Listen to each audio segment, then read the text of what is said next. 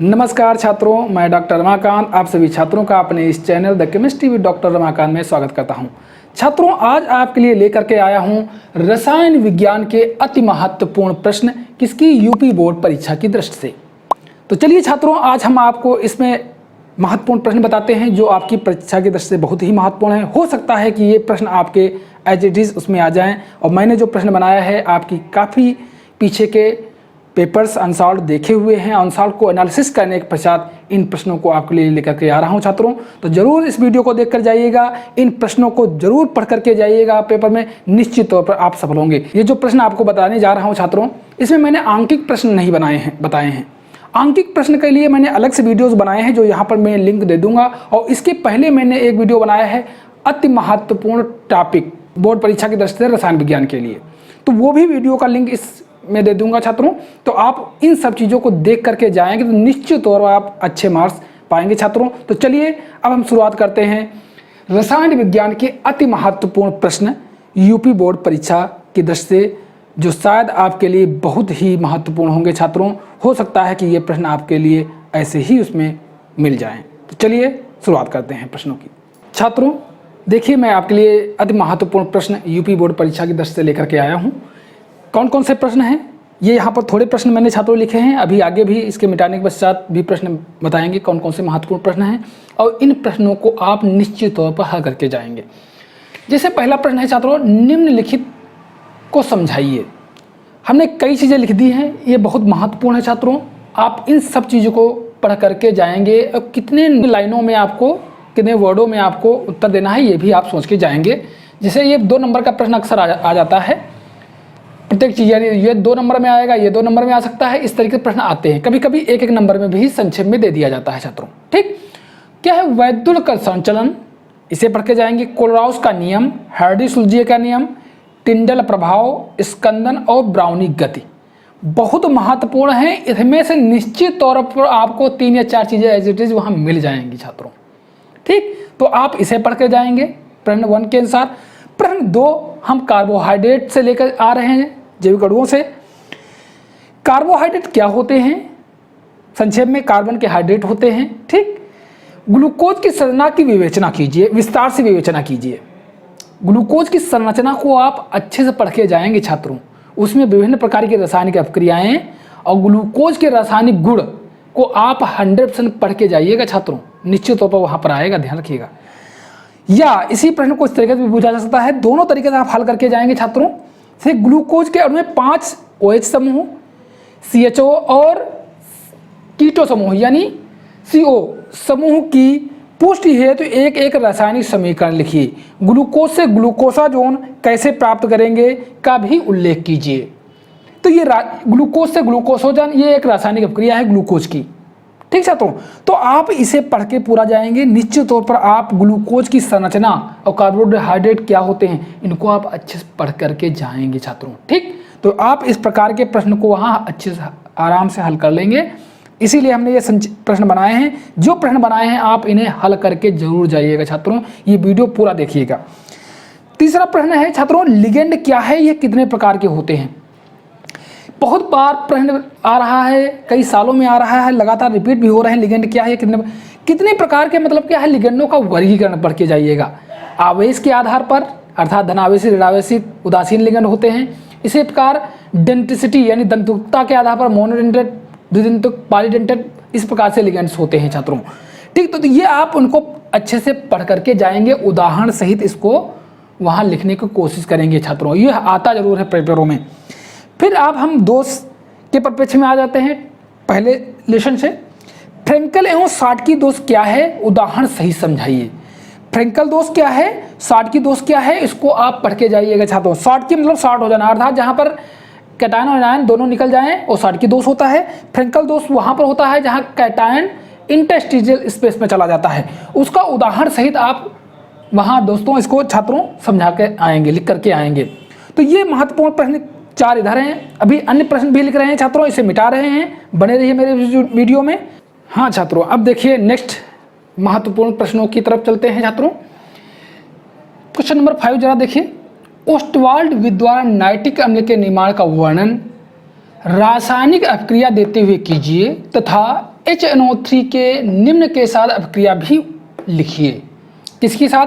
Copper की गर्म व सांद्र HNO3, फास्फोरस की सांद्र HNO3 के साथ। लेकिन छात्रों जब इसे पढ़िएगा इस ओस्टवाल्ड की, तो हम ये सजेशन देंगे कि नाइट्रिक अम्ल के रासायनिक गुणों को पढ़ के जाइएगा थोड़ा अच्छे से। कॉपर हम महत्वपूर्ण तरफ हम बता रहे हैं, तो उसके परिप्रेक्ष्य से हम कह रहे हैं कॉपर के साथ गर्म और सांद्र HNO3 की परिप्रेक्ष्य से हम ज़्यादा बात कर रहे हैं, क्योंकि ज़्यादा प्रश्न ऐसे ही आ रहे हैं। लेकिन तुम यहाँ पर तन व कोल्ड HNO3 की भी अभिक्रिया पढ़ के जाइएगा, ठीक है। तो थोड़ा बढ़ा लीजिएगा, मेरी तरफ से बात मान लीजिएगा। तो इस प्रकार अर्थात ओस्टवाल्ड विधि द्वारा नाइट्रिक अम्ल के निर्माण की विधि को आप 100% पढ़ के जाइएगा छात्रों। उसके पश्चात नेक्स्ट आ जाइए, महत्वपूर्ण क्या है पी ब्लॉक तत्व में। डीकन विधि द्वारा क्लोरीन के उत्पादन का वर्णन कीजिए। व फर्स्ट पॉइंट क्या है? गर्म व सांद्र NaOH तथा ठंडे व तन NaOH के साथ क्लोरीन की अभिक्रिया का रासायनिक समीकरण भी दीजिए। अक्सर ऐसे प्रश्न आए हैं छात्रों। डीकन की विधि भी बहुत महत्वपूर्ण है और इसकी इस अभिक्रिया को जरूर पढ़ के जाइएगा। और मैं कहूँगा क्लोरीन की कुछ थोड़ी रासायनिक अभिक्रियाओं को भी आप पढ़ लीजिएगा जब आप जा रहे हैं पेपर देने, ठीक। अब नेक्स्ट प्रश्न की तरफ बात करते हैं छात्रों। लेंथेनाइड अकुंचन क्या है? कहीं कहीं बुकों में छात्रों सकुंचन लिखा गया है, इसे अंग्रेजी में बोलते हैं लेंथेनाइड कॉन्ट्रैक्शन, ठीक। तो ये पढ़ के जाना है, लेंथेनाइड अकुंचन यानी कहीं कहीं सकुंचन दिया है, क्या होता है? लेंथेनाइड अकुंचन के कारण व परिणाम का उल्लेख कीजिए। किस कारण हो रहा है लेंथेनाइड अकुंचन यानी reason behind the lanthanide contraction, अन्य उसका परिणाम क्या हो रहा है? परिणाम में यह संक्षेप में बता दें, त्रिज्याएं बाद के डी ब्लॉक के तत्वों की त्रिज्याएं समान हो जाती है। लेंथेनाइड कॉन्ट्रैक्शन का कारण होता है weak shielding of F block elements, ठीक। यानी एफ उपकोष जो होता है, एफ उपकोष होता है, उनका वीक डिसल्डिंग के कारण लेंथेनाइड अकुंचन होता है। चलिए छात्रों अब बात कर लेते हैं नेक्स्ट प्रश्न की तरफ। अक्रिया की आणविकता व कोटि को परिभाषित कीजिए और दोनों में अंतर स्पष्ट कीजिए। ये प्रश्न पढ़ के जाइएगा छात्रों। अक्रिया की आणविकता क्या होती है? अर्थात अभिक्रिया में भाग लेने वाले अणुओं की संख्या को अभिक्रिया की आणविकता कहते हैं। कोटि क्या होती है? अणुओं की अभिकारक अणुओं की वह संख्या जो अभिक्रिया के वेग का निर्धारण करती है, उसे अभिक्रिया की कोटि कहते हैं। दोनों का अंतर स्पष्ट कीजिए, पढ़ के जाइएगा छात्रों, ठीक। भौतिक व रासायनिक अधिशोषण में अंतर, एड्सॉर्प्शन जो होता है छात्रों वो दो प्रकार का होता है, फिजिकल एंड केमिकल एड्सॉर्प्शन। इसे आप पढ़ करके जाएंगे। तो अब छात्रों ये महत्वपूर्ण प्रश्न है, कुछ और महत्वपूर्ण प्रश्न हैं उनको भी नोट करते हैं, तो बने रहिए छात्रों वीडियो में मेरे। चलिए इसे मिटाते हैं, नेक्स्ट प्रश्नों को लिखते हैं छात्रों। हाँ छात्रों, अब बात कर लेते हैं कुछ और महत्वपूर्ण प्रश्नों की आपकी बोर्ड परीक्षा की दृष्टि से रसायन विज्ञान के। जिसे लूकास परीक्षण क्या है? क्वेश्चन नंबर 10, लूकास परीक्षण क्या है? इसका प्रयोग यौगिकों के, इसका प्रयोग किस प्रकार के यौगिकों, यहाँ थोड़ा गलत लिख गया है, किस प्रकार के, किस प्रकार के, यहाँ पर ये मतलब है पहचानने में किया जाता है। छात्रों जिसे ये प्रश्न आया है लूकास परीक्षण आ सकता है। लूकास परीक्षण क्या है? इसका प्रयोग किस प्रकार के यौगिकों के पहचानने के लिए किया जाता है? रासायनिक समीकरण सहित लिखिए। देखिए छात्रों, लूकास परीक्षण तो आप, लूकास रिजेंट क्या होता है जान गए हो, नहीं जानते हो तो पढ़ लेना। कंसनट्रेटेड HCl का ZnCl2 के साथ एक मिश्रण होता है, ठीक, विलयन होता है, उसे हम लूकास रिजेंट कहते हैं। और इसका प्रयोग एल्कोहलों के पहचानने में किया जाता है। किस प्रकार के? प्राथमिक, द्वितीय और तृतीयक एल्कोहलों के पहचानने के लिए किया जाता है। उसका समीकरण भी देना है। तृतीयक एल्कोहल क्विकली टर्बिडिटी दे देते हैं, जबकि सेकेंडरी एल्कोहल लगभग 5 मिनट, प्राथमिक लिक्विड रूम टेम्परेचर नहीं देते, लेकिन हाँ हीट करने पर वो भी टर्बिडिटी दे देते हैं एल्किल हाइलाइट बनने के कारण। तो ये छात्रों आप लूकास परीक्षण से संबंधित है। फिर DNA और RNA में उपस्थित क्षारों की विवेचना कीजिए, इनमें अंतर भी उल्लेख कीजिए। क्षारों की विवेचना करना है छात्रों। क्षार मोस्टली प्यूरिन्स और पिरिमिडिन्स होते हैं। प्यूरिन्स 2 होते हैं, एडेनिन ग्वानिन दोनों में पाए जाते हैं। वहीं पिरिमिडिन होते हैं, पिरिमिडिन्स जो होते हैं वो 3 होते हैं। कौन से? ये ध्यान रखिए, देखो इसमें बता देता हूँ, यहाँ पर समझ लीजिए छात्रों थोड़ा। AG इसमें भी, AG मतलब एडेनिन ग्वानिन, ये प्यूरिन्स होते हैं। और साइटोसिन और थाइमीन इसमें पाया जाता है। इसमें क्या होता है? साइटोसिन TU, इसमें AGCT एडेनिन ग्वानिन साइटोसिन थाइमोन, और इसमें एडेनिन ग्वानिन साइटोसिन और यूरेसिल पाया जाता है छात्रों आरएनए में। ठीक है छात्रों, तो ये इस प्रकार की ये क्षार हैं, ऊपर हमने शॉर्टकट में बना लिख दिए हैं, और इनमें अंतर उल्लेख करना है आपको, इनकी संरचना के आधार पर, इनके क्षारों की उपस्थिति में आप इनको अंतर वहाँ लिख करके आएंगे छात्रों। फिर है नेक्स्ट प्रश्न है, निम्नलिखित रासायनिक प्रक्रियाओं पर टिप्पणी लिखिए। ये रासायनिक प्रक्रिया तैयार करके जाइएगा छात्रों, बहुत महत्वपूर्ण है। कोल्बे प्रक्रिया, कार्बिल अमीन प्रक्रिया, फ्रेडल काफ्ट प्रक्रिया, विलियमसन संश्लेषण, कैनिजारो प्रक्रिया, गाटरमैन कोच अभिक्रिया। यह गाटरमैन कोच एल्डिहाइड अभिक्रिया भी से बोला जाता है छात्रों। ठीक, तो आप इन प्रश्नों को हल करके ही जाएंगे छात्रों। जितने भी प्रश्न मैं बता रहा हूँ इन सभी प्रश्नों को आप हल करके जाएंगे, निश्चित तौर पर आपको वहाँ पर मिलेंगे, देख लेना छात्रों। ठीक, तो अब बताते हैं आपको कुछ अन्य प्रकार के प्रश्न, जैसे कौन कौन, क्या होता है जब, कैसे प्राप्त करोगे, चला उन प्रश्नों की भी डिस्कशन कर लेते हैं। तो चलिए इसे मिटाते हैं, उस प्रकार के प्रश्नों को भी डिस्कशन कर लेते हैं। वो भी महत्वपूर्ण प्रश्न आपके लिए लेकर के आया हूँ, और उनको भी आप हल करके ही जाएंगे पेपर देने छात्रों के। तो चलिए मिटाते हैं। हाँ छात्रों, अब बात करते हैं क्या होता है जब, जैसे क्वेश्चन नंबर 13 हमने दिया है, क्या होता है जब ओजोन लेड सल्फाइड से क्रिया करता है। ऐसे हमने कुछ महत्वपूर्ण आपके लिए ढूंढ करके एनालिसिस करके महत्वपूर्ण प्रश्न आपके लिए एनालिसिस करके छात्रों लाए हैं। क्या होता है जब में ओजोन लेड सल्फाइड से क्रिया करता है, मैं संक्षेप में बता देता हूँ। लेड सल्फाइड से जब क्रिया करेगा तो लेड सल्फाइड बन जाएगा। ठीक, एस्टिक अम्ल थायोनिल क्लोराइड यानी SOCl2 के साथ क्या करता है, तो एस्टिल क्लोराइड बन जाएगा। संक्षेप में बता रहा हूँ। बेंजोइक अम्ल अमोनिया के साथ क्रिया करेगा तो अमोनियम बेंजोएट बनेगा, जो हीट करने पर बेंजामाइड का निर्माण करेगा। एल्डिहाइड की अभिक्रिया टालन, फेहलिंग व ग्रिग्नार्ड अभिकर्मक से कराई जाती है। क्या होगा जब, क्या होता है जब, तो एल्डिहाइड की जब टालन से अभिक्रिया कराओगे तो क्या हो जाए, रजत दर्पण प्राप्त हो जाएगा, क्यों, वो एल्डिहाइड कार्बोक्सिलिक अम्ल में कन्वर्ट हो जाएगा। इसी प्रकार फेलिंग विलयन भी जब एल्डिहाइड से क्रिया कराओगे तो क्यूप्रस ऑक्साइड का रेड अवक्षेप प्राप्त होगा और एल्डिहाइड कार्बोक्सिलिक अम्ल में कन्वर्ट हो जाएगा। ग्रिग्नार्ड अभिकर्मक से जब क्रिया कराओगे तो एल्डिहाइड द्वितीयक एल्कोहलों में कन्वर्ट हो जाते हैं, यानी सेकेंडरी एल्कोहलों में परिवर्तित हो जाता है। फिर बेंजल्डिहाइड को एनओएच के साथ गर्म किया जाता है। बेंजल्डिहाइड को एनओएच ये कैनिजारो अपक्रिया है। छात्रों एक चीज़ मैं कहना चाहूँगा, आप जितनी अपक्रिया मैंने पीछे बताई अगर वो सभी पढ़ लोगे अच्छे से उन अपक्रियाओं को, तो ये ऐसे प्रश्न कैसे प्राप्त करोगे वो भी अभी बताएंगे। उन सभी प्रश्नों को अच्छे से आप कर लोगे।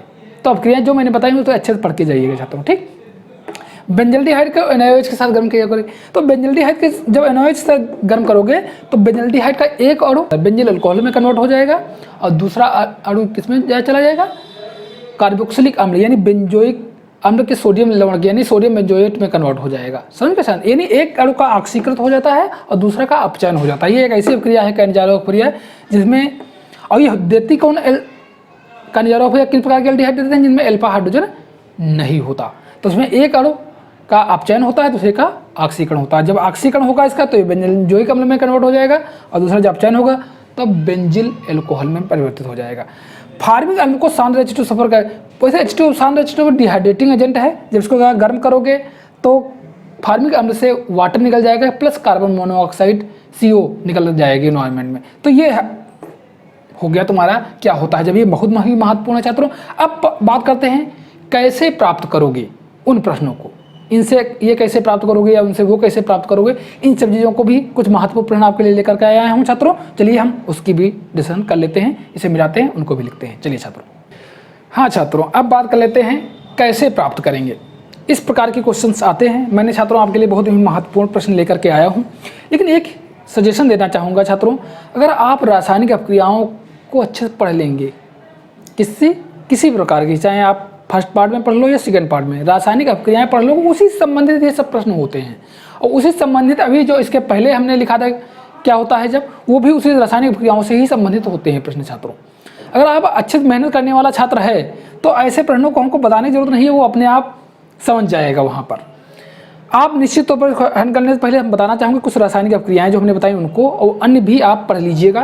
वैसे मोस्ट इंपॉर्टेंट हमने जो आपको लेकर के आए हैं आप इन्हें जरूर हल करके जाइएगा, हो सकता है आपके पेपर में ये आप मिल जाए छात्रों।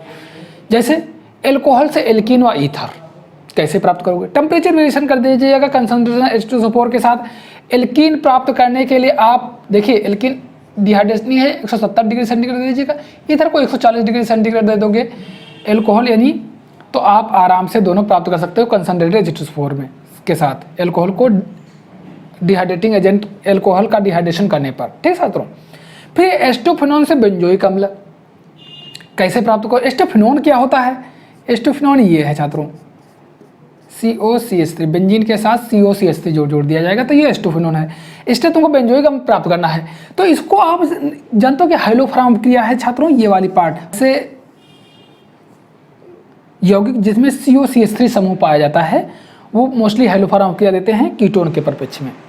तो ये क्या होता है कि ये पार्ट का ऑक्सीजन हाइड्रोजन में उसमें हाइलोफॉर्म में ऑक्सीडाइज हो जाता है, ये कार्बोक्सिलिक के साल्ट में हो जाता है, तो ये कन्वर्ट हो जाता है वास्तव में जब आप इसकी अपक्रिया कराओगे I2NaOH के साथ कराओगे तो ये COOO-Na में कन्वर्ट हो जाएगा। ठीक, और इसको एसिडिफाइड कर लोगे हाइड्रोजन कोई अम्ल के साथ तो कार्बोक्सिलिक अम्ल में कन्वर्ट हो जाएगा। ठीक छात्रों, तो इस तरीके से आराम से ये भी वाला तुमको प्राप्त किया जा सकता है अच्छे से।